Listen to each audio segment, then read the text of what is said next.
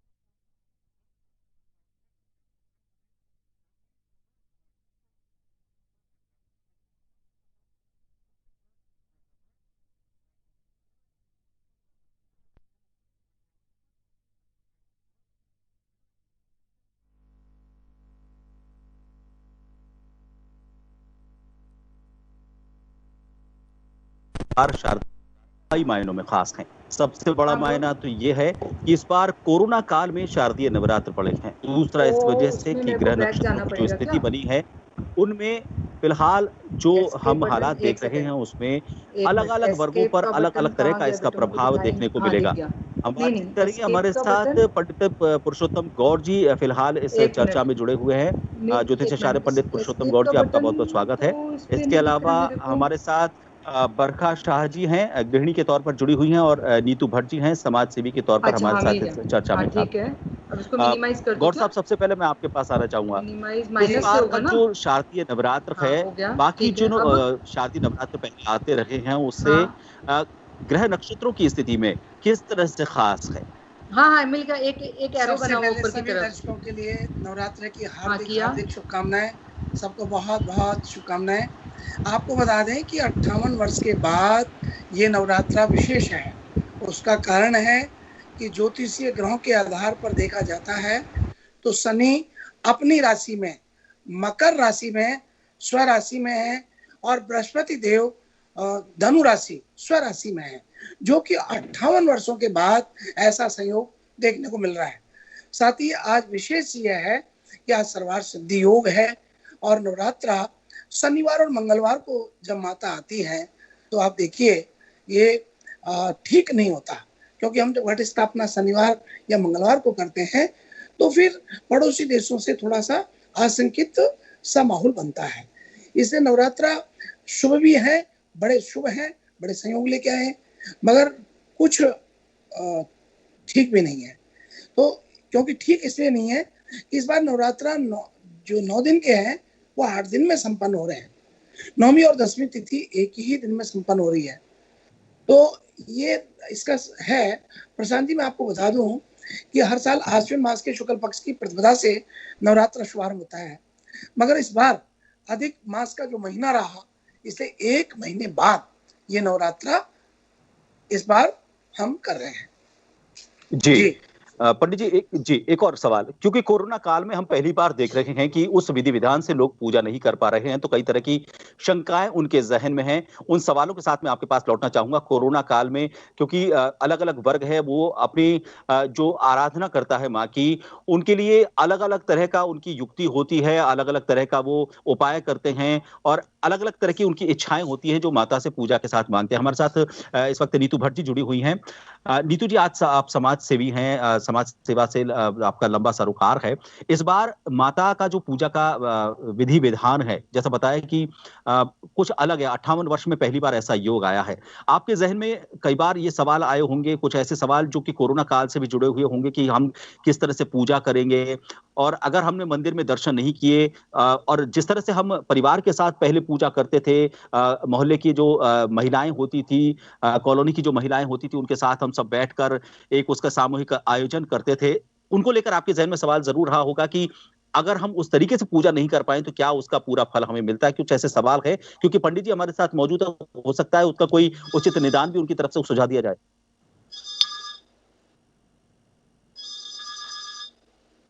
नीतू जी, आपकी आवाज नहीं आ रही, आपका माइक शायद बंद है, एक बार उससे ऑन कर लें।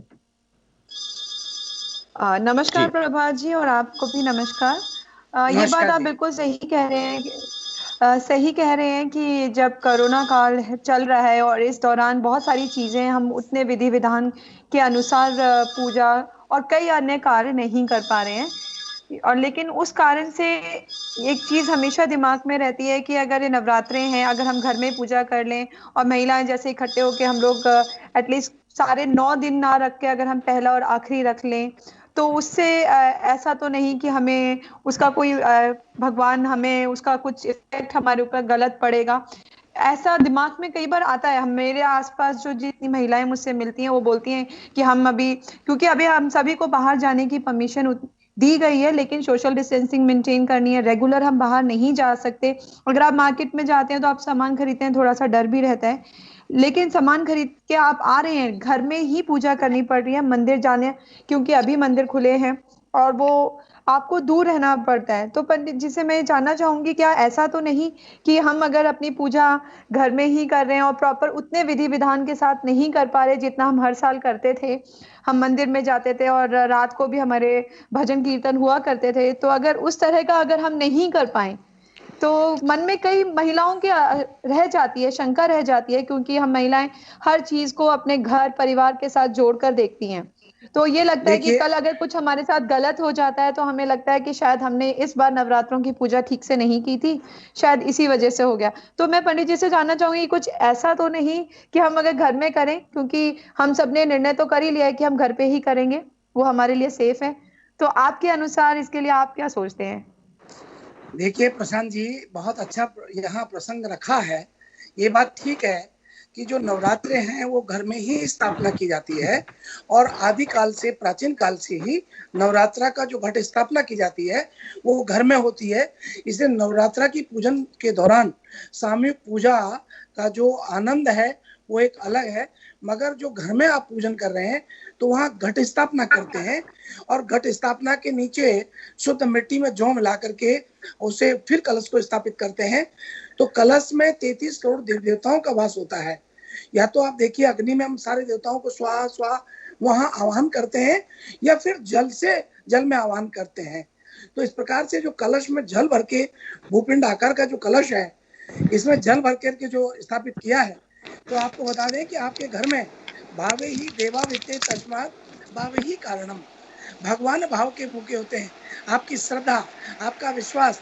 और माता बहनों को मैं कहना चाहूँगा कि आप अपने घर में अपने परिवार के साथ आरती अवश्य करें, और सुबह पूजा विधान में सब लोग एक साथ रहें। इस दौरान विशेष बात यह है कि आप मंदिर में जाते रहें, मंदिर में सामूहिक आप पूजा पाठ करते रहें, मगर आप यदि शुद्ध और पवित्रता से नहीं कर रहे हैं, क्योंकि ध्यानावस्थि तद्गतेन मनसा पश्यन्त्यम योगिनः, आपका ध्यान कहीं और है और फिर आप योग बना रहे हैं, तो फिर वो प्लस प्लस नहीं होता है। फिर वो ना तो प्लस होता ना माइनस होता, जहाँ होता है वहीं खड़ा रहता है। इसलिए आपका ध्यान केंद्रित होना चाहिए और शुद्ध वातावरण में होना चाहिए। शुद्ध वाल है, सर्वशुद्ध वालो मणिवालस्तो आसीनः, श्वेता श्वेताक्षरुणस्ते रुद्राय पशुपते करुणायाम्बा लिप्ता बहुध्रान बहुरूपा। ऐसा कहते हैं कि शुद्ध पवित्र चित्त से जब भगवान को याद किया जाता है तो भगवान आपके समक्ष होते हैं।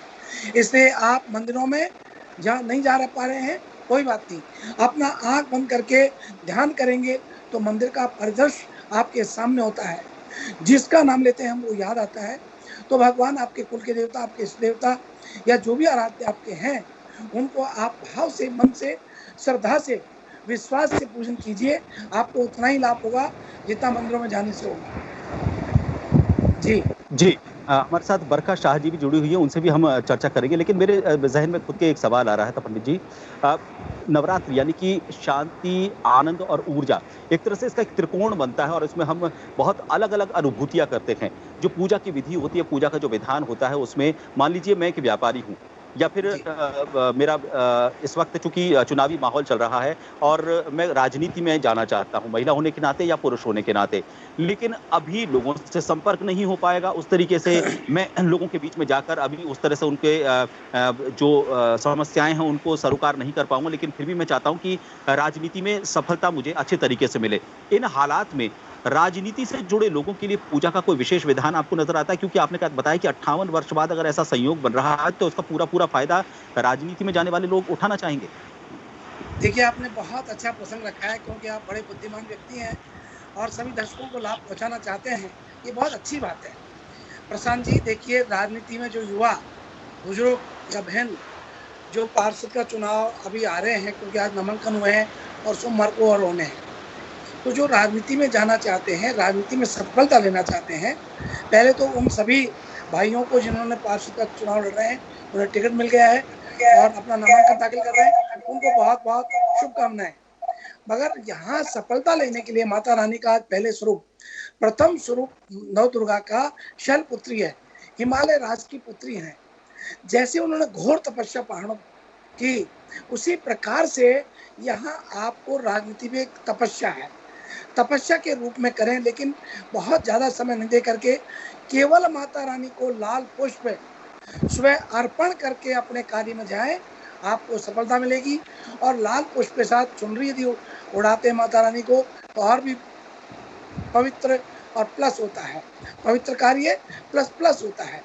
इसी के साथ आपको बताएं कि जो व्यक्ति अपने व्यक्तिगत निर्माण के लिए निरंतर संघर्ष करने के बाद भी सफलता प्राप्त नहीं कर पा रहा है, ऐसे भाइयों के लिए विशेष रूप से माता रानी को दो इलायची माता रानी को सुबह अर्पण करें। और इसका मंत्र है ओम यत्पुरुषेण विका देवा यज्ञमतन्वत वसंतोषासी दाज्यम गीतमेदम शरदविहि। इस प्रकार के मंत्र के साथ इन इलायची को चढ़ाना चाहिए। माँ निश्चित रूप से आपकी मनोकामना पूर्ण करेगी। आपको एक बात और बता दें प्रशांत जी, जो युवा अपनी तैयारी कर रहे हैं मगर इस समय क्लास नहीं ले पा रहे हैं, बहन जी आप भी सामाजिक सरोकार रखती हैं, इसलिए जो युवा अपनी तैयारी कर रहे हैं मगर उनको किसी प्रकार का कोई चांस अभी इस समय पढ़ाई का नहीं मिल रहा है और सफलता लेना चाहते हैं, उन्हें क्या करें जब सफलता मिले? उनके लिए एक बहुत सरल प्रयोग है कि पान के पत्ते पर लड्डू रखें, लड्डू में 2 लौंग रखें, 2 इलायची रखें और हनुमान जी को जा कर के अर्पण करें और उनके सीधे पैर से सिंदूर लेकर के उसको लगाएं। क्योंकि नवरात्रि, नव यानी दिन और रात्रि संपूर्ण आध्यात्मिक वातावरण में होता है। शक्तियाँ 33 करोड़ देवी देवताएं यहाँ पृथ्वीलोक पर होती हैं। तो ये बड़ा आनंद का समय है और इसका लाभ लेना चाहिए, लेकिन लाभ पूजा पाठ और शुद्ध सात्विक रहने से मिलता है। गुस्सा कभी नहीं करें, परिवार में भी सम्मान दें, एक दूसरे को सम्मान दें। मैं उन भाइयों को जरूर कहना चाहूँगा जो अपनी धर्मपत्नी को या अपने माता को या किसी भी अपनी लड़की को, जो भी मतलब महिला है, उनका सम्मान करें, क्योंकि महिला शक्ति के रूप में होती है और ये शक्ति का नवरात्रा चल रहा है। जो शक्ति का सम्मान करता है उसके घर में नाना प्रकार का संपत्ति आती है। गोस्वामी तुलसीदास जी ने भी कहा है, जहाँ कुमति तय विपत्ति निधाना और जहाँ सुमति तय संपत्ति नाना, वहाँ नाना प्रकार की संपत्ति आती है जहाँ नारी का सम्मान होता है। जी बरखा जी, बरखा जी, एक और जो मुझे लग रहा था कि जी अभी हमसे संपर्क नहीं हो पाया उनका। नीतू जी, अभी घर परिवार की जैसा आपने बात की, आप भी जब पूजा अर्चना कर रही हैं, हालांकि ये सवाल बरखा जी से मैं करता, लेकिन अभी चूंकि वो जुड़ी नहीं है, लेकिन जो भी आपका भी एक परिवार है, हम जब भी पूजा अर्चना करते हैं तो हम परिवार की खुशहाली के लिए उसमें ईश्वर से प्रार्थना करते हैं, माता से आराधना करते हुए ये करते हैं कि हमारा परिवार सुखी रहे, जो चल रहा है अच्छा चले, उसमें उत्तरोत्तर बढ़ोतरी हो। बच्चे अभी स्कूल नहीं जा पा रहे हैं, उनको लेकर बड़ी जहन में चिंता हो रही होगी, ऐसा नहीं हो जाए कि उनका ये साल बेकार हो जाए, क्योंकि कोरोना के चलते उनको अभी सिर्फ घर पर रहकर पढ़ाई करनी पड़ रही है, डिजिटल तरीके से पढ़ाई करनी पड़ रही है, लेकिन जो पारंपरिक तरीका है वो पारंपरिक तरीका भी वो नहीं अपना पा रहे हैं। तो ऐसे में बच्चों की शिक्षा, बच्चों के भविष्य को लेकर भी आपके जहन में कोई सवाल आया है? नीतू जी, आपका माइक ऑफ है नीतू जी। जिस समय में अभी हम रह रहे हैं, जिस आपदा का हम सामना कर रहे हैं कोरोना का, इस समय पे बहुत सारी चीजें नॉर्मल नहीं है जो पहले रहा करती थी। बच्चों की स्टडीज हैं, घर में पूजा पाठ है, घर से बाहर निकलना और आना है, सामान लाने से लेके कोई भी चीज अब नॉर्मल नहीं है जो हम नॉर्मली करते थे। बच्चों की पढ़ाई को लेके कई चीजें दिमाग में आती हैं। घर में भी मेरा भी बच्चा है, मैं खुद भी इस प्रोफेशन से ताल्लुक रखती हूँ, तो मैंने देखा है कि बच्चे, क्योंकि अभी ऑनलाइन टीचिंग है तो बच्चे उतना अपना 100% नहीं दे रहे हैं, उस चीज़ को उतनी सीरियसली नहीं ले रहे हैं। तो जब इस तरह का जब माहौल होता है, जब और ऊपर से जब फेस्टिवल्स आते हैं, अब बच्चों को आपको थोड़ा रोकना मुश्किल हो जाता है। और जब आप स्कूल में होते हो तो बच्चों का एक रेगुलर जो पैटर्न फॉलो करते हैं बच्चे, उसमें उनकी पढ़ाई अच्छी होती है। लेकिन जब वो ऑनलाइन टीचिंग में, हालांकि वहाँ पे आपको 2 आवर्स की क्लास दी जा रही है, लेकिन वो सीरियसनेस बच्चों में नहीं आती। बिकॉज बच्चे, क्योंकि अगर हम छोटे बच्चों की बात करें, हम 8वीं क्लास तक के बच्चों की बात करें, उनके लिए एक ये फन हो जाता है कि चलो हम टीवी पे या लैपटॉप पे लगा के क्लास ले रहे हैं। लेकिन जब फेस्टिवल्स आते हैं, फिर चाहे वो नवरात्रि हो, फिर चाहे दशहरा हो, दिवाली हो, बच्चों को उसमें रोकना थोड़ा मुश्किल हो जाता है। और इस काल में जब हमारे चारों तरफ इस वायरस का कहर चल रहा है, इस टाइम पे बच्चों को ये समझाना कि स्टडीज भी इम्पोर्टेंट उतनी ही है, अपनी क्लासेस को ध्यान, क्योंकि बच्चों को वो फीलिंग आ रखी है कि हम छुट्टी के उस दौर में चल रहे हैं। बच्चों को ये फीलिंग नहीं है, बच्चे नहीं जानते हैं कि ये पैंडेमिक चल रहा है, बच्चों को लग रहा है हमारी छुट्टियां चल रही हैं। तो इस दौरान पे इस फेस्टिवल को मनाना बच्चों के लिए थोड़ा सा रोकना उनके लिए थोड़ा मुश्किल हो जाता है। जी पंडित जी, अभी जो हम आराधना कर रहे हैं, नवरात्र की जो आराधना कर रहे हैं, वो एक शक्ति का प्रतीक है। बुराइयों पर अच्छाई की जीत का प्रतीक है। एक तरह से ये कहा जाता है कि कभी भी कोई बड़ी बुराई जब हमारे सामने आती है तो उस तरह से उसे किस तरह से मुकाबला उसका किया जाना चाहिए, वो प्रेरणा हमें नवरात्रि माँ दुर्गा के आराधना करते हुए मिलती है। अभी इस वक़्त जो अभी सबसे बड़ी बुराई हमारे सामने है कोरोना को लेकर। क्या हम सीख ले सकते हैं इन नवरात्रों से, इस कोरोना से मुकाबले को लेकर हमारे जीवन में अगर हम कोई बदलाव लाना चाहें, हमारी दैनिक दिनचर्या में बदलाव लाना चाहें या फिर हमारे आध्यात्मिक सोच को साथ में रखते हुए हम हमारे मन को मजबूत करना चाहें, हमारी इम्यूनिटी को बढ़ाना चाहें, तो माता की इस आराधना से 9 दिन की आराधना से क्या हम प्रेरणा लें कोरोना से मुकाबले को लेकर? देखिए, आपने बहुत अच्छा प्रसंग ये रखा है और ये प्रसंग एक वो है जो सभी लोगों के हित चिंतन का है। सबसे प्रथम बात तो ये है कि अब हमें अपने खान पान पर बहुत नियंत्रण होना चाहिए। खास तौर पर जो नवरात्रे चल रहे हैं इसमें तो खान पान पर नियंत्रण होना ही चाहिए। बरखा जी भी जानती हैं कि खान पान का बड़ा अपना प्रभाव होता है। जैसा कि प्रशांत जी आपने जो प्रश्न किया है, देखिए लहसुन प्याज का सेवन इस समय नहीं करना चाहिए और ये मांस मदिरा का भी सेवन नहीं करना चाहिए। विशेष रूप से ये जो वैश्विक महामारी कोरोना जैसी संक्रमण बीमारी को हम सामना कर रहे हैं, इसमें ये भी एक बात होती है कि जो खान पान से लोग अपना बिगाड़ चुके थे अपना भविष्य को, उनको बहुत सीख मिल रही है कि वो ये मांसाहारी जो लोग थे इनको सीख मिल रही है कि ये बहुत गलत था। आज वो अपने घर में हैं और पवित्रता से हैं तो बहुत सुखी हैं। नंबर 2 बात, इम्यूनिटी पावर को मजबूत करने के लिए जब आप 2 घंटे इस आराधना पर्व के काल के दौरान माता रानी के सामने बैठ कर के आराधना करते हैं तो आपकी इम्यूनिटी पावर वैसे ही मजबूत होती है। आप सुबह प्राणायाम करें, योग करें और उसके बाद पूजा अर्चन करें। हमारे प्राचीन काल से, आदि काल से ज्योतिष शास्त्र का मत है और ज्योतिष शास्त्र बताता है कि व्यक्ति को सूर्योदय से पहले तारों की छांव में स्नान करना चाहिए और सूर्योदय से पहले अपना पूजा पाठ हो जाना चाहिए। पहले आप देखिए हमारे बड़े बुजुर्ग जितने भी हैं वो सब सूर्योदय से पहले अपना स्नान ध्यान बना लेते हैं और जो पूजा पाठ करते हैं, अनुष्ठान करते हैं, खासतौर पर उन्हें तो सुबह सूर्योदय से पहले पूजा संपन्न कर देनी चाहिए। नमोकार जो मंत्र है, जैसा कि मैं बरखा जी जानती है, ये बहुत शक्तिशाली मंत्र है। उसी प्रकार से हमारा गायत्री मंत्र, हमारा ये महामृत्युंजय मंत्र में प्रशांति बहुत लोग गलती करते हैं और वो लोग चला के खुद मौत को मांगते हैं, क्योंकि आप देखिए बोली भाषा में महामृत्युंजय को अशुद्ध बोलते हैं। कई लोग बोलते हैं, जैसे मैं आपको बताता हूँ, सभी दर्शक जो हमारी इस समय देख रहे हैं चैनल को, वो अवश्य इस मंत्र पर ध्यान दें। ओम त्र्यंबकम यजामहे सुगंधिम पुष्टिवर्धनम उर्वारुकमिव वंदनात् मृत्योर्मोक्ष्ये मां मृतात बोलते हैं। मां मृतात बोलने वाले लोगों के लिए वो मृत्यु को निमंत्रण दे रहे हैं। मां मृतात का मतलब है कि मुझे मृत्यु दो, और मां अमृतात क्योंकि वह हलंत लगा हुआ मैं के नीचे, इसलिए मां अमृतात बोलिए कि मुझे अमृत दीजिए, सभी मृत्यु और मोक्षीय, सभी बंधनों से, सभी मृत्यु से मुझे मोक्ष कीजिए और मुझे अमृत दीजिए। तो इस प्रकार से इस मंत्र का जाप करना चाहिए।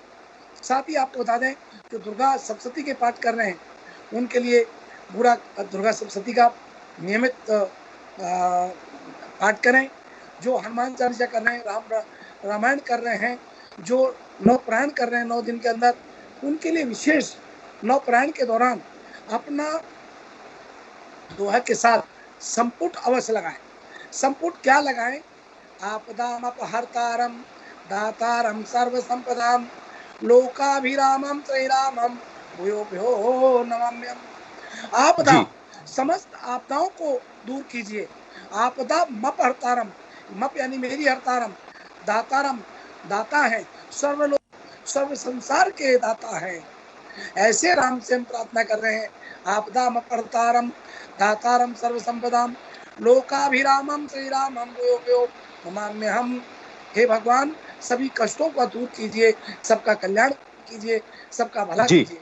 सर्वे भवन्तु सुखिनः सर्वे सन्तु निरामया, यही भावना भारत में पनपी है और ये भावना आज पंडित जी जी पंडित जी, बरखा शाह जी हमारे साथ जुड़ी हैं। बरखा जी, मुझे ऐसा लग रहा है कि एक सवाल ऐसा भी जुड़ सकता है, आपका जो सवाल है, पंडित जी यहाँ पर मौजूद हैं, लेकिन जब हम पूजा करते हैं और ख़ास तौर पर नवरात्र में, तो एक वक़्त हम भोजन करते हैं और उसके साथ हम 9 दिन तक ये हमारा व्रत रखता है और उसके बाद हम हमारा 2 दिन का जो नियमित भोजन है, उसके बाद हम जो आखिरी पूजा होती है नवरात्र पर, 9वें दिन, उसको पूजा करने के बाद हम शुरू करते हैं। लेकिन इस दौरान एक सवाल ज़रूर आ रहा होगा कि हमें इस वक़्त जब हमारी इम्यूनिटी को बढ़ाना है, तो किस तरह से इस एक वक्त भोजन को करते हुए हमारी आत्मिक शक्ति को, हमारी अंदरूनी शक्ति को मजबूत किया जा सकता है, क्योंकि एक वक्त भोजन से हम हमारे स्वास्थ्य को बेहतरी की तरफ तो ले जा रहे हैं, लेकिन कोरोना काल में हमें कुछ अतिरिक्त ऊर्जा की जरूरत है। आपको नहीं लगता कि एक सवाल ये भी आपके जहन में आया होगा? और भी कोई सवाल अगर आप इसमें ऐड ऑन करके पूछना चाहें तो पंडित जी से आप पूछ सकती हैं।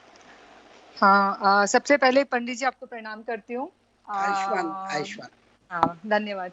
प्रभात सर ने जो एक क्वेश्चन पूछा है वो तो मेरे जहन में था ही, और मैं रंगों को लेके आपको पूछना चाहती हूँ कि नवरात्र में रंग कलर को लेके बहुत लोग एक्साइटेड होते हैं कि इस पीरियड में आपको लाल, ऑरेंज कलर या ग्रीन ऐसे कलर्स पहनना चाहिए। तो क्या इन सब रंगों का इफेक्ट हमारे हेल्थ से या हमारे जो भी है हमारे धन्य धान्य से ये जुड़ा हुआ है क्या, कि या सिर्फ ऐसे ही भ्रांतियां हैं कि जो हमारे मन में आती है कि इस वक्त ये रंग पहनना चाहिए, इस त्योहार पे ये रंग पहनना चाहिए। और एक जो प्रभात जी का सवाल है कि अगर हम एक टाइम भोजन करते हैं, तो अभी कोरोना काल में हम ऐसे ही बहुत तरह की प्रॉब्लम से लड़ रहे हैं, तो एक समय भोजन करके हम अपनी इम्यूनिटी कैसे बचा सकते हैं, ये आप पूजा का ऐसा कौन सा विधान है, कौन सा मंत्र ऐसा हो सकता है जो हमारी आंतरिक शक्ति को मजबूत करे? विधान में जब हम मंत्र जाप कर रहे हैं, तो ऐसा कौन सा मंत्र हो सकता है जिससे हम हमारी अंदरूनी शक्ति को एक तरह से क्षतिपूर्ति उसकी कर सके? हाँ, और एक सवाल और है पंडित जी मेरा आपसे कि बहुत लोगों को मैंने देखा है कि जो आप मंत्र जैसे बता रहे हो, तो मंत्रों का उच्चारण तो करते हैं लेकिन वो सही तरीके से नहीं करते हैं, और जब हम उनको समझाने के लिए बोलते हैं तो वो हमारे पर गलत पड़ते हैं। तो मैं यही बोलना चाहूंगी कि अगर आप प्रोनाउंसिएशन सही ढंग से नहीं कर पा रहे हो तो मंत्र ना पढ़े, अगर आपको सही ढंग से आप उच्चारण कर पा रहे हो तो ही मंत्र पढ़े। तो आप इस पे भी थोड़ा प्रकाश डालिएगा। देखिए बरखा जी, आपने बहुत अच्छा प्रसंग रखा है। मैं आपको बता दूं, सबसे प्रथम बात तो ये है कि ये जो नवरात्रे हैं, ये 9 देवी के 9 स्वरूपों की पूजा होती है। इस दौरान जो माँ दुर्गा की शक्ति हैं, 9 शक्ति, उनके 2 गण हैं, भैरव और हनुमान जी। हनुमान जी और भैरव भी इनके गण हैं जो भक्तों के कार्य करते हैं। मगर आपने जो प्रश्न किया वो ऐसा प्रश्न है जो सभी लोगों का हित चिंतन उसमें है। आज ह्यूमैनिटी की बात करें तो सबसे प्रथम तो यह है कि इस नवरात्रा के दौरान एक समय भोजन करने से आपकी ह्यूमैनिटी कम नहीं होने वाली, क्योंकि एक समय भोजन करने के साथ आपको ब्रह्मचर्य रहना चाहिए, जमीन पे सोना चाहिए और लहसुन प्याज का सेवन नहीं करना, मांस मदिरा का सेवन नहीं करना, तो ह्यूमैनिटी पावर वैसे ही मजबूत हो जाता है। फिर जब आलती पालती लगा करके हम बैठते हैं तो हमारी इंद्रियां, हमारा शरीर का पूरा एक केंद्र जो है वो ध्यान पे लगता है, और जब ध्यान पर लगता है तो ये भी एक ह्यूमैनिटी पावर को मजबूत करता है। क्योंकि यहाँ देखिए, ज्योतिष और योग दोनों एक अपनी शक्ति के रूप में काम करते हैं। और रहा सवाल मंत्र की बात, तो मंत्र तो देवी के इतने शक्तिशाली हैं। सर्व बाधा विनिर्मुक्तो धन धाम सुतान विताय मनुष्यो मत प्रसादेन भविष्यत न संशय, के भविष्य में किसी प्रकार का संशय नहीं होता। जब माँ भगवती की कृपा हो तो कोई संशय नाम की चीज नहीं है। ऐसी स्थिति में आप अपने आराध्य का, कई लोग हनुमान उपासक हैं, कई लोग राम उपासक हैं, कोई भैरव उपासक हैं, कोई दुर्गा उपासक हैं, अलग अलग उपासना करते हैं। उन सबके लिए अपने अपने आराध्य के लिए जब आप उपासना करें तो शुद्धता से करें, और घर में आपको क्रोध नहीं करना। क्रोध से भी ह्यूमैनिटी पावर कमजोर होता है, और खान पान का विशेष ध्यान रखना होता है। अब एक बात, नंबर 2 बात, कोरोना कार्यकाल जो चल रहा है, ये काल जो है ये बहुत ही संक्रमण का काल है। ये काल को कह सकते हैं कि हम एक दूसरे से हवा है मगर मुंह को बांध के चल रहे हैं। जो खुला आसमान के नीचे हम खुली हवा ले सकते हैं वो भी नहीं ले रहे हैं। इसका मतलब हमें अपने घर में रह करके पूजा पाठ करें। कोई जरूरी कार्य हो तो अवश्य बाहर जाएं। और सामूहिक पूजा का मतलब है कि अपने परिवार को आप सामूहिक लें। परिवार को छोड़ रहे हैं, दुनिया में आप सामूहिक कर रहे हैं तो कोई मतलब नहीं जी उसका। परिवार पहले है तो आरती में सुबह और शाम संध्या की आरती में पूरे परिवार को लें। उसमें पोता पोती, बेटा बेटी, भाई बहन, भाई भतीजा, दोहती जो भी है, परिवार में सबको साथ लेके पूजा करें। जी बिल्कुल, पंडित जी आपने बिल्कुल सही बात कही है। क्या है कि सवाल तो कई सारे ज़हन में आते हैं, लेकिन अगर जैसा कहा जाता है ना कि अगर आपने सामने मूर्ति के सामने ना बैठकर भी अगर मन से प्रभु को याद किया है, उनकी आराधना की है, तो वो पूरा फल आपको मिलता है जो मूर्ति के सामने बैठकर दूसरे व्यक्ति उस फल को पाते हैं। तो सबसे पहले मन मैं को शुद्ध रखना ज़रूरी है। जी जी, बरखा जी की एक आ, बात का समय जवाब देना भूल गया। जी, एक बात हाँ का जवाब जी। देना भूल गया। इन्होंने कहा शुद्ध और अशुद्ध की बात कही। देखिए, शुद्ध अशुद्ध तो वर्षा जी बहुत दूर की बात है। आपके जहाँ मंत्र है उसके तोड़ में भी फर्क पड़ता है। जैसे आपको मैं एक बहुत सामान्य बात बताता हूँ कि भगवान कृष्ण जब बालक थे तो जब वो माखन खाते थे, यशोदा जी डंडा लेके जाती तो बोलते, माँ मैंने माखन नहीं खायो, नहीं वहाँ रुके, नहीं खाया। और जैसे यशोदा जी घर की तरफ जाती, माँ मैंने ही माखन खायो, यानी कोई तो है ही नहीं, सब जोड़ा ही नहीं, कोई शब्द जोड़ा भी नहीं, पर तोड़ का भी फर्क आता है। तो आप देखिए, हम बात कर रहे हैं, इसमें भी फर्क है। तो मंत्र का तो बड़ा प्रभाव होता है।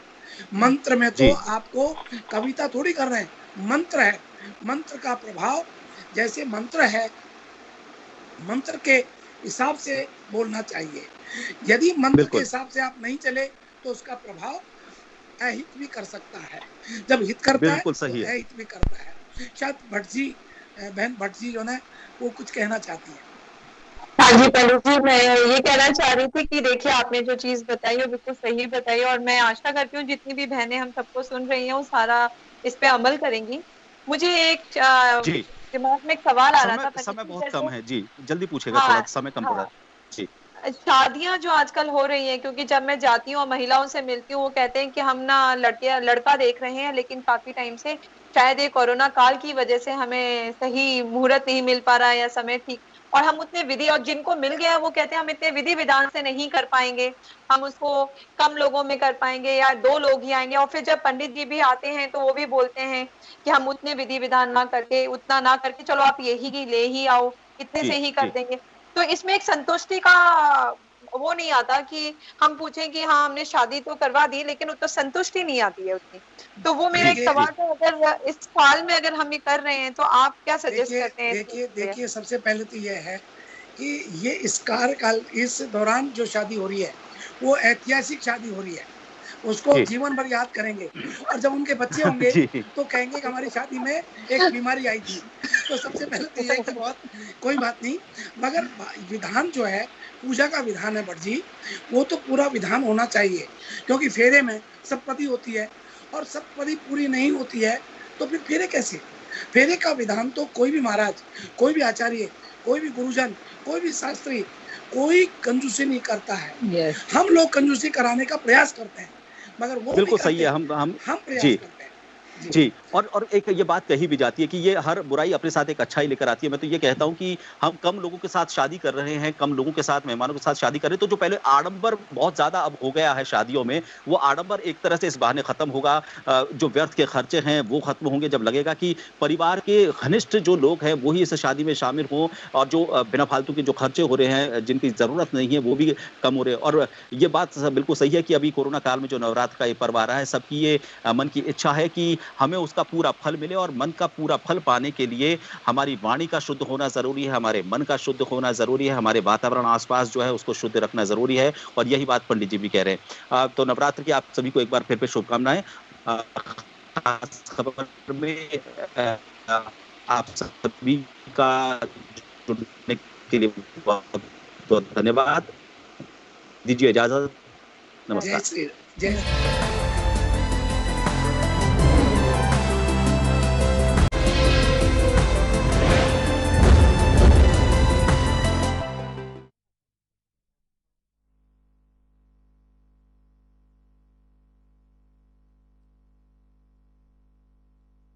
शारदा कई मायनों में खास हैं। सबसे बड़ा मायना तो ये है कि इस बार कोरोना काल में शारदीय नवरात्र पड़े हैं। दूसरा इस वजह से उसमें कि मेरे को ग्रह बैक नक्षत्रों जाना की जो पड़ेगा स्थिति क्या? बनी है, उनमें फिलहाल जो एस्केप हम बटन, हालात एक देख रहे हैं, सेकंड, उसमें एक मिनट, अलग-अलग वर्गों एस्केप पर का बटन अलग-अलग तरह कहाँ का गया इसका बेटा? मुझे प्रभाव दिखाई देखने नहीं। को हाँ, दिख मिलेगा। गया। हम नहीं, बातचीत नहीं, करेंगे, एस्केप हमारे का साथ बटन, पंडित पुरुषोत्तम गौड़ जी फिलहाल इस एक चर्चा में मिनट, जुड़े हुए हैं। नहीं, ज्योतिष एक आचार्य मिनट, पंडित पुरुषोत्तम एस्केप गौड़ का जी, आपका बटन बहुत-बहुत स्वागत तो है। इसमें इसके नहीं दिख रहा अलावा मेरे को। हमारे साथ बरखा शाह जी हैं, गृहिणी के तौर पर जुड़ी हुई हैं, और नीतू भट्ट जी हैं, समाज सेवी के तौर पर अच्छा, हमारे हाँ, साथ मिल इस गया। चर्चा हाँ, में ठीक है। शामिल हैं। अब इसको अ, मिनिमाइज़ कर दूँ गौड़ क्या? साहब, सबसे पहले मैं आपके पास आना चाहूँगा। मिनिमाइज़ इस माइनस से बार का होगा ना? जो शारदीय नवरात्र हाँ, है, हो गया, बाकी ठीक जो है। अब? शारदीय नवरात्र पहले आते रहे हैं, उससे हाँ।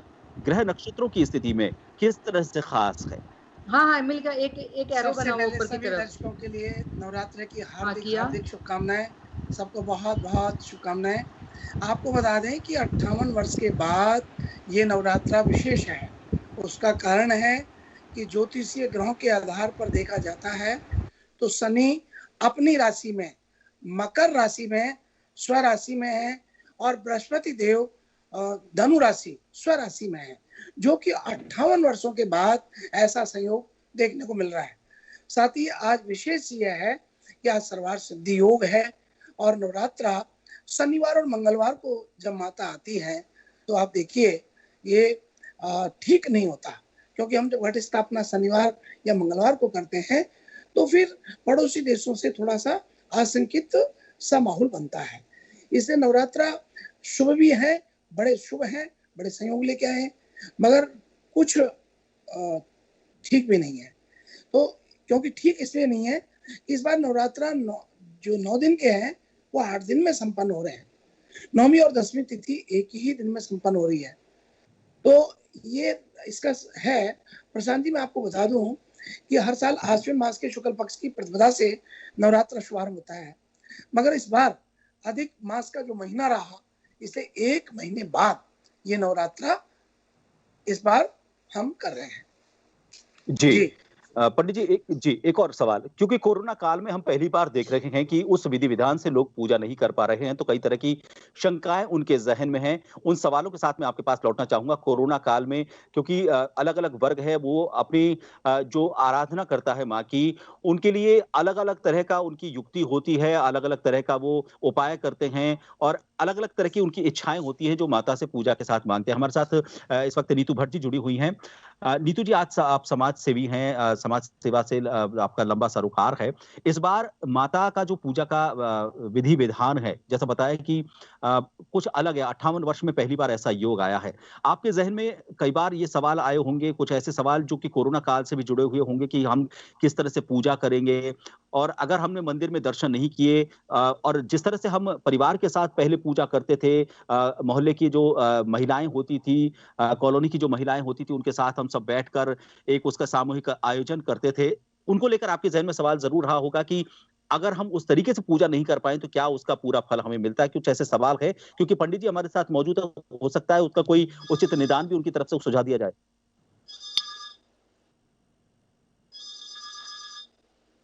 नीतू जी, आपकी आवाज़ नहीं आ रही, आपका माइक शायद बंद है, एक बार उसे ऑन कर लें। नमस्कार जी। प्रभा जी, और आपको भी नमस्कार। ये बात नमस्कार आप जी। बिल्कुल सही कह रहे हैं सही कह रहे हैं कि जब कोरोना काल चल रहा है और इस दौरान बहुत सारी चीज़ें हम उतने विधि विधान के अनुसार पूजा और कई अन्य कार्य नहीं कर पा रहे हैं, और लेकिन उस कारण से एक चीज़ हमेशा दिमाग में रहती है कि अगर ये नवरात्रे हैं, अगर हम घर में पूजा कर लें और महिलाएं जैसे इकट्ठे होके हम लोग एटलीस्ट सारे 9 दिन ना रख के अगर हम पहला और आखिरी रख लें, तो उससे ऐसा तो नहीं कि हमें उसका कोई भगवान हमें उसका कुछ इफेक्ट हमारे ऊपर गलत पड़ेगा। ऐसा दिमाग में कई बार आता है। हम मेरे आसपास जो जितनी महिलाएं मुझसे मिलती हैं वो बोलती हैं कि हम अभी, क्योंकि अभी हम सभी को बाहर जाने की परमिशन दी गई है, लेकिन सोशल डिस्टेंसिंग मेंटेन करनी है, रेगुलर हम बाहर नहीं जा सकते। अगर आप मार्केट में जाते हैं तो आप सामान खरीदते हैं, थोड़ा सा डर भी रहता है, लेकिन सामान खरीद के आप आ रहे हैं, घर में ही पूजा करनी पड़ रही है, मंदिर जाने, क्योंकि अभी मंदिर खुले हैं और वो आपको दूर रहना पड़ता है। तो पंडित जी से मैं जानना चाहूंगी, क्या ऐसा तो नहीं कि हम अगर अपनी पूजा घर में ही कर रहे हैं और प्रॉपर उतने विधि विधान के साथ नहीं कर पा रहे जितना हम हर साल करते थे, हम मंदिर में जाते थे और रात को भी हमारे भजन कीर्तन हुआ करते थे, तो अगर उस तरह का अगर हम नहीं कर पाए तो मन में कई महिलाओं के रह जाती है, शंका रह जाती है, क्योंकि हम महिलाएं हर चीज को अपने घर परिवार के साथ जोड़कर देखती हैं। तो ये लगता है कि देखिए कल अगर कुछ हमारे साथ गलत हो जाता है तो हमें लगता है कि शायद हमने इस बार नवरात्रों की पूजा ठीक से नहीं की थी, शायद इसी वजह से हो गया। तो मैं पंडित जी से जानना चाहूंगी, कुछ ऐसा तो नहीं कि हम अगर घर में करें, क्योंकि हम सबने निर्णय तो कर ही लिया है कि हम घर पे ही करेंगे, वो हमारे लिए सेफ है। तो आपके अनुसार इसके लिए आप क्या सोचते हैं? देखिए प्रशांत जी, बहुत अच्छा यहाँ प्रसंग रखा है। ये बात ठीक है कि जो नवरात्रे हैं वो घर में ही स्थापना की जाती है, और आदि काल से, प्राचीन काल से ही नवरात्रा का जो घट स्थापना की जाती है वो घर में होती है। इसलिए नवरात्रा की पूजन के दौरान सामूहिक पूजा का जो आनंद है वो एक अलग है।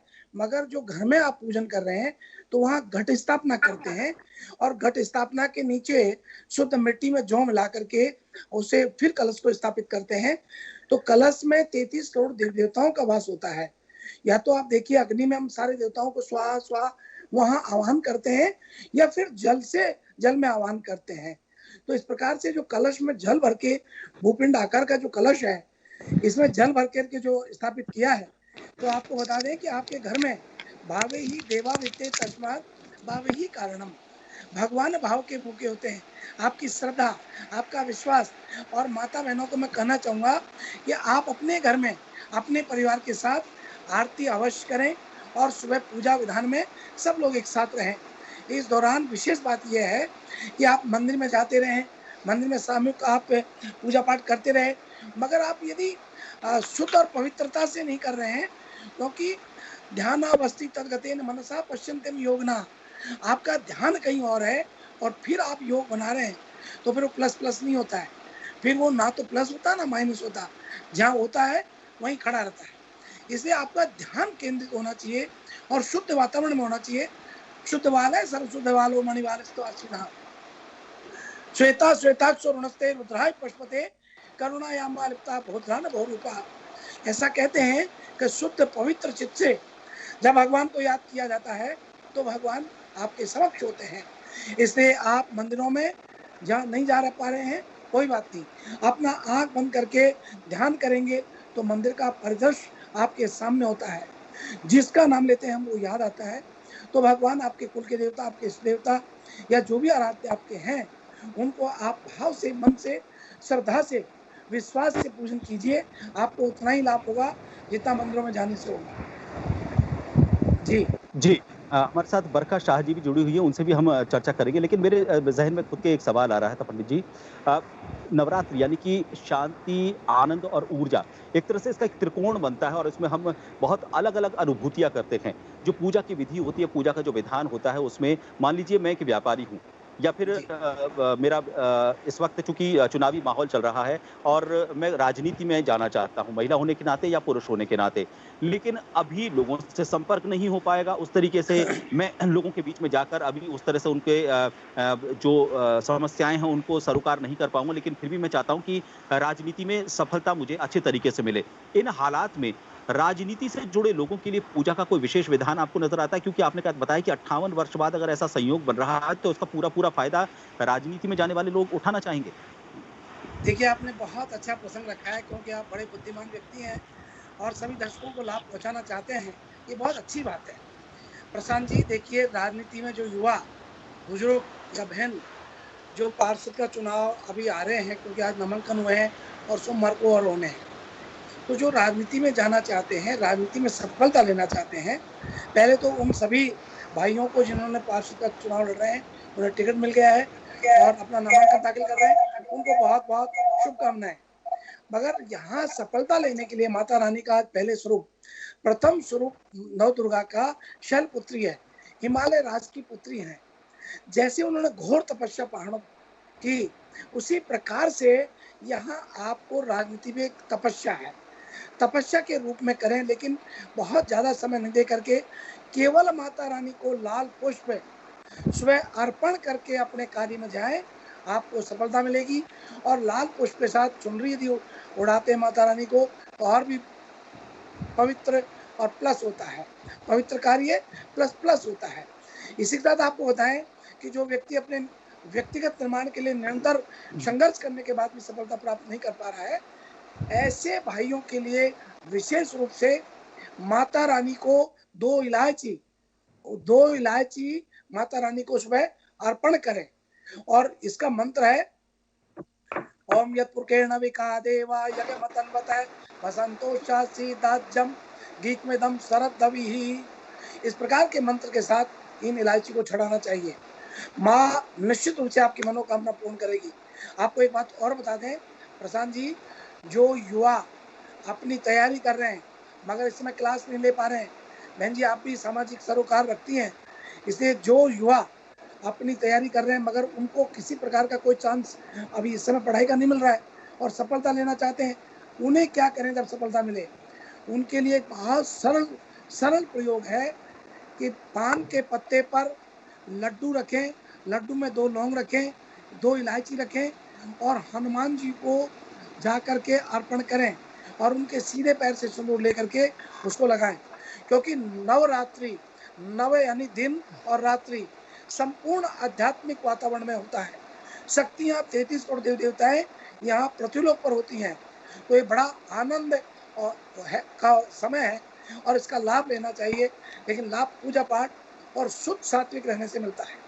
गुस्सा कभी नहीं करें, परिवार में भी सम्मान दें, एक दूसरे को सम्मान दें। मैं उन भाइयों को जरूर कहना चाहूँगा जो अपनी धर्म पत्नी को या अपने माता को या किसी भी अपनी लड़की को, जो भी मतलब महिला है, उनका सम्मान करें, क्योंकि महिला शक्ति के रूप में होती है और ये शक्ति का नवरात्रा चल रहा है। जो शक्ति का सम्मान करता है उसके घर में नाना प्रकार का संपत्ति आती है। गोस्वामी तुलसीदास जी ने भी कहा है, जहाँ कुमति तय विपत्ति निधाना और जहाँ सुमति तय संपत्ति नाना, वहाँ नाना प्रकार की संपत्ति आती है जहाँ नारी का सम्मान होता है। जी बरखा जी, एक और जो मुझे लग रहा था कि जी अभी हमसे संपर्क नहीं हो पाया उनका। नीतू जी, अभी घर परिवार की जैसा आपने बात की, आप भी जब पूजा अर्चना कर रही हैं, हालांकि ये सवाल बरखा जी से मैं करता, लेकिन अभी चूंकि वो जुड़ी नहीं है, लेकिन जो भी आपका भी एक परिवार है, हम जब भी पूजा अर्चना करते हैं तो हम परिवार की खुशहाली के लिए उसमें ईश्वर से प्रार्थना करते हैं, माता से आराधना करते हुए ये करते हैं कि हमारा परिवार सुखी रहे, जो चल रहा है अच्छा चले, उसमें उत्तरोत्तर बढ़ोतरी हो। बच्चे अभी स्कूल नहीं जा पा रहे हैं, उनको लेकर बड़ी ज़हन में चिंता हो रही होगी, ऐसा नहीं हो जाए कि उनका ये साल बेकार हो जाए, क्योंकि कोरोना के चलते उनको अभी सिर्फ घर पर रहकर पढ़ाई करनी पड़ रही है, डिजिटल तरीके से पढ़ाई करनी पड़ रही है, लेकिन जो पारंपरिक तरीका है, वो पारंपरिक तरीका भी वो नहीं अपना पा रहे हैं। तो ऐसे में बच्चों की शिक्षा, बच्चों के भविष्य को लेकर भी आपके ज़हन में कोई सवाल आया है? नीतू जी, आपका माइक ऑफ है नीतू जी। जिस समय में अभी हम रह रहे हैं, जिस आपदा का हम सामना कर रहे हैं कोरोना का, इस समय पे बहुत सारी चीजें नॉर्मल नहीं है जो पहले रहा करती थी। बच्चों की स्टडीज हैं, घर में पूजा पाठ है, घर से बाहर निकलना और आना है, सामान लाने से लेके कोई भी चीज अब नॉर्मल नहीं है जो हम नॉर्मली करते थे। बच्चों की पढ़ाई को लेके कई चीजें दिमाग में आती हैं। घर में भी मेरा भी बच्चा है, मैं खुद भी इस प्रोफेशन से ताल्लुक रखती हूँ, तो मैंने देखा है कि बच्चे, क्योंकि अभी ऑनलाइन टीचिंग है तो बच्चे उतना अपना 100% नहीं दे रहे हैं, उस चीज़ को उतनी सीरियसली नहीं ले रहे हैं। तो जब इस तरह का जब माहौल होता है, जब और ऊपर से जब फेस्टिवल्स आते हैं, अब बच्चों को आपको थोड़ा रोकना मुश्किल हो जाता है। और जब आप स्कूल में होते हो तो बच्चों का एक रेगुलर जो पैटर्न फॉलो करते हैं बच्चे, उसमें उनकी पढ़ाई अच्छी होती है। लेकिन जब वो ऑनलाइन टीचिंग में, हालांकि वहाँ पे आपको 2 आवर्स की क्लास दी जा रही है, लेकिन वो सीरियसनेस बच्चों में नहीं आती। बिकॉज बच्चे, क्योंकि अगर हम छोटे बच्चों की बात करें, हम 8वीं क्लास तक के बच्चों की बात करें, उनके लिए एक ये फन हो जाता है कि चलो हम टीवी पे या लैपटॉप पे लगा के क्लास ले रहे हैं। लेकिन जब फेस्टिवल्स आते हैं, फिर चाहे वो नवरात्रि हो, फिर चाहे दशहरा हो, दिवाली हो, बच्चों को उसमें रोकना थोड़ा मुश्किल हो जाता है। और इस काल में जब हमारे चारों तरफ इस वायरस का कहर चल रहा है, इस टाइम पे बच्चों को ये समझाना कि स्टडीज भी इम्पोर्टेंट उतनी ही है, अपनी क्लासेस को ध्यान, क्योंकि बच्चों को वो फीलिंग आ रखी है कि हम छुट्टी के उस दौर में चल रहे हैं। बच्चों को ये फीलिंग नहीं है, बच्चे नहीं जानते हैं कि ये पैंडेमिक चल रहा है। बच्चों को लग रहा है हमारी जी छुट्टियां चल रही हैं। तो इस जी दौरान पे इस जी फेस्टिवल को जी मनाना बच्चों के लिए थोड़ा सा रोकना उनके लिए थोड़ा मुश्किल हो जाता है। जी। पंडित जी, अभी जो हम आराधना कर रहे हैं, नवरात्र की जो आराधना कर रहे हैं, वो एक शक्ति का प्रतीक है। बुराइयों पर अच्छाई की जीत का प्रतीक है। एक तरह से ये कहा जाता है कि कभी भी कोई बड़ी बुराई जब हमारे सामने आती है, तो उस तरह से उसे किस तरह से मुकाबला उसका किया जाना चाहिए, वो प्रेरणा हमें नवरात्रि माँ दुर्गा के आराधना करते हुए मिलती है। अभी इस वक़्त जो अभी सबसे बड़ी बुराई हमारे सामने है, कोरोना को लेकर। क्या हम सीख ले सकते हैं इन नवरात्रों से, इस कोरोना से मुकाबले को लेकर हमारे जीवन में अगर हम कोई बदलाव लाना चाहें, हमारी दैनिक दिनचर्या में बदलाव लाना चाहें या फिर हमारे आध्यात्मिक सोच को साथ में रखते हुए हमारे मन को मजबूत करना चाहें, हमारी इम्यूनिटी को बढ़ाना चाहें, तो माता की इस आराधना से 9 दिन की आराधना से क्या हम प्रेरणा लें कोरोना से मुकाबले को लेकर?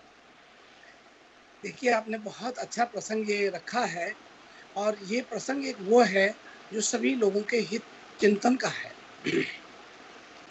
सबसे प्रथम बात तो ये है कि अब हमें अपने खान-पान पर बहुत नियंत्रण होना चाहिए।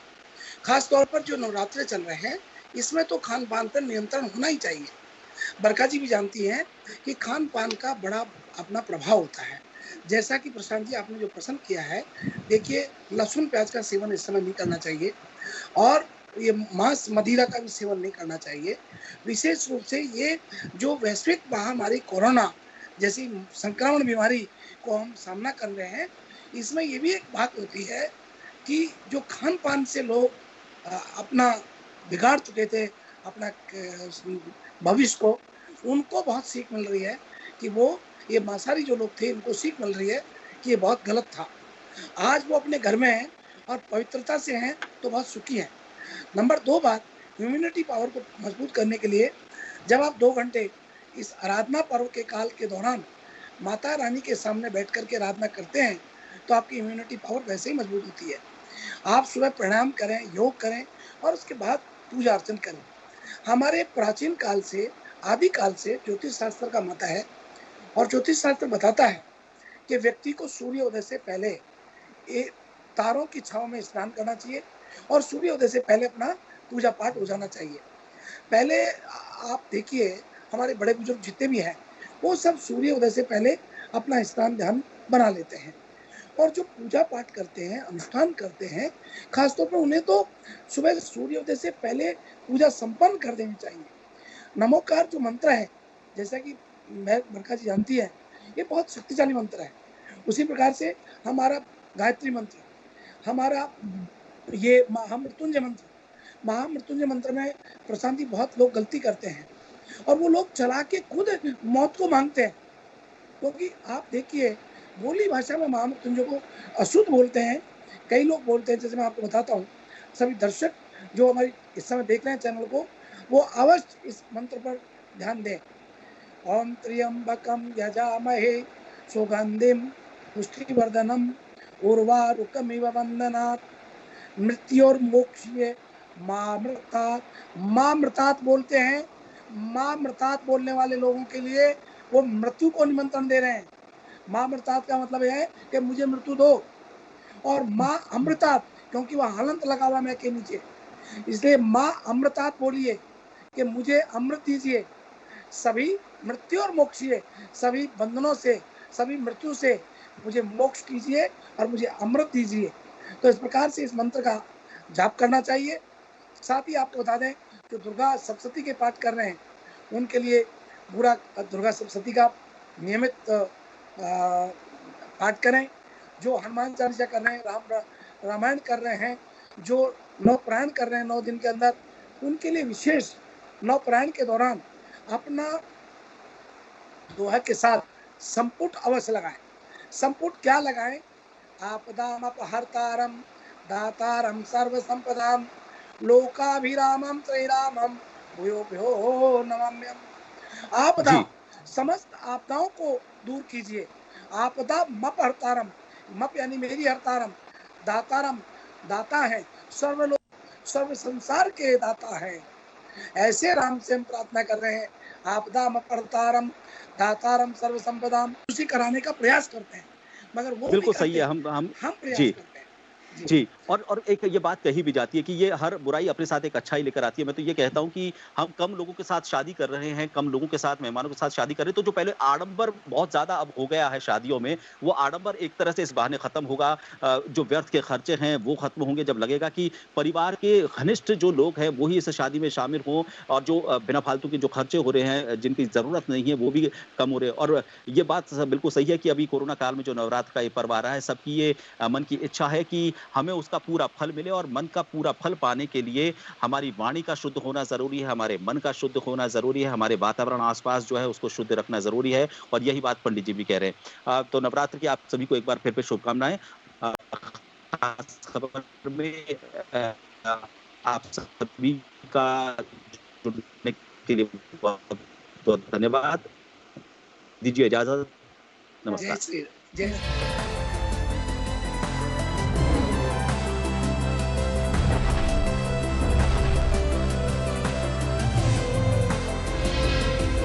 जन टीवी की लेटेस्ट अपडेट पाने के लिए हमारे चैनल को जरूर सब्सक्राइब करें और नोटिफिकेशन पाने के लिए बेल आइकॉन दबाएं।